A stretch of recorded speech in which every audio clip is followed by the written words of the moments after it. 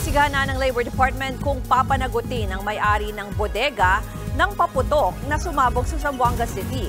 5 ang nasawi sa insidente. Nag-iwan din ito ng matinding pinsala sa mga kalapit na bahay at establishmento. Nagbabalik si Dave Abuel. Bandang alas 4 ng hapon itong Sabado nang mabalot ng makapal na usok ang bahaging ito ng Marquez Drive sa Zamboanga City. Bago niyan ay nagkaroon ng malakas na pagsabog mula sa isang bodega ng mga paputok. Basag yung mga salamin, no? Sa lakas ng pagsabog, nabasag ang mga salamin ng mga kalapit na establishmento. Sinundan niya ng sunog na kumalat hanggang sa 16 na katabing bahay ng bodega. Ayon sa Zamboanga City LGU, 5 ang nasawi sa insidente. Kabilang dyan ang 4 na taong gulang na si Arden Limen at mga magulang niyang si Rolly Limen at Miriam Gregorio na pawang mga trabahador sa naturang bodega. Nasawi rin sina Erica Lacas de Santos at Jonelyn Ramos. Umabot naman sa 38 ang sugatan. 8 sa kanila ang malala ang inabot na pinsala sa katawan.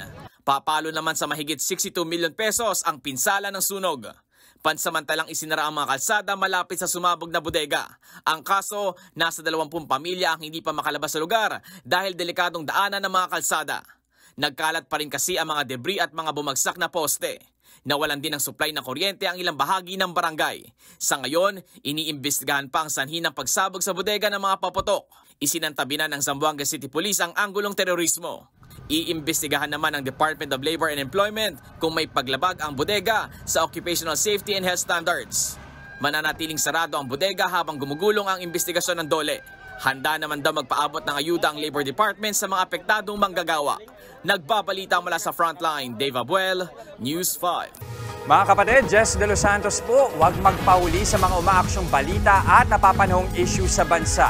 Para sa mas malawak na balitaan, mag-subscribe at mag-follow sa social media pages ng News 5.